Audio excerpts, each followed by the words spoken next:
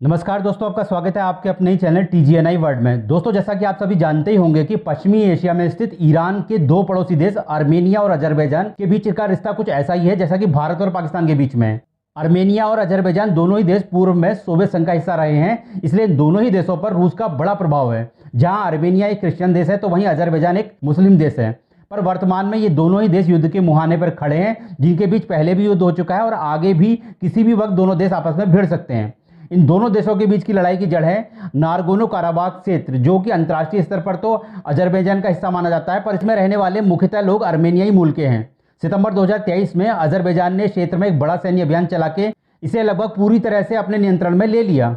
इस सैन्य अभियान के दौरान यहां रहने वाले 1 लाख से भी ज्यादा आर्मेनियाई मूल के लोग इस क्षेत्र को छोड़कर चले गए और इस क्षेत्र में अजरबैजान की सिक्योरिटी फोर्स ने अपनी एंट्री ले ली। रूस ने इन दोनों देशों के बीच युद्ध विराम समझौता तो करवाया था, पर अजरबैजान ने समझौते को तोड़कर इस क्षेत्र में सैन्य अभियान छेड़ दिया। साथ ही ऐसे वक्त में मुस्लिम देश होने के चलते तुर्की और पाकिस्तान भी अजरबैजान के सपोर्ट में आ गए, जिससे अजरबैजान आर्मेनिया पर पूरी तरह से भारी पड़ गया। आर्मेनिया अपनी सुरक्षा के लिए मुख्यतः रूस पर निर्भर रहा है, पर यूक्रेन के साथ युद्ध में फंसे रूस ने आर्मेनिया को वो सुरक्षा सहायता नहीं दी जिसकी आर्मेनिया को उम्मीद थी। इसी के चलते आर्मेनिया ने अपनी सैन्य ताकत को मजबूत करने के लिए भारत का रुख किया। भारत के डिप्लोमेटिक रिलेशन आर्मेनिया और अजरबैजान दोनों ही देशों से है, जो कि सेंट्रल एशिया और ईरान के रास्ते रूस और यूरोप तक भारत की कनेक्टिविटी के लिए महत्वपूर्ण है।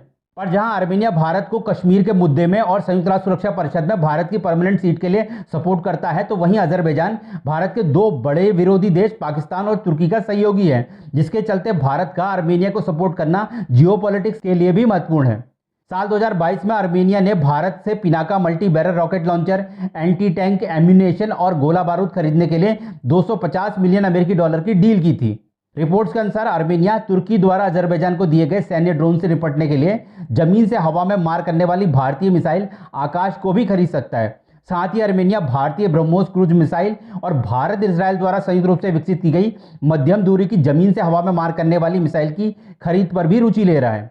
रिपोर्ट्स की माने तो भारत की Hyderabad based company Jain technology Armenia को 41.5 मिलियन डॉलर में एक एंटी ड्रोन सिस्टम भी सप्लाई कर रही है। इसी के साथ आर्मेनिया अपने पास मौजूद रूसी और सोवियत दौर के हथियारों को भी मॉडर्नाइज करवाना चाहता है।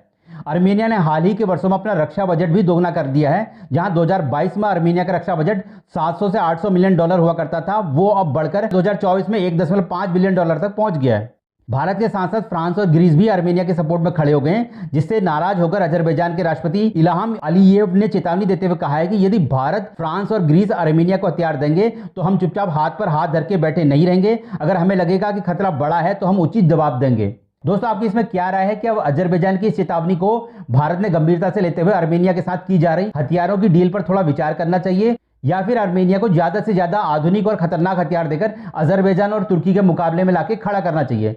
आपकी इस पर जो भी राय हो कृपया कमेंट करके हमें जरूर बताएं। साथ ही चैनल के सपोर्ट के लिए कृपया चैनल को सब्सक्राइब करें, वीडियो को लाइक करें और अपने दोस्तों के साथ शेयर करें। हमारी सभी वीडियोस की समय से नोटिफिकेशन पाने के लिए कृपया बेल आइकन को ऑल के साथ जरूर दबाएं। धन्यवाद।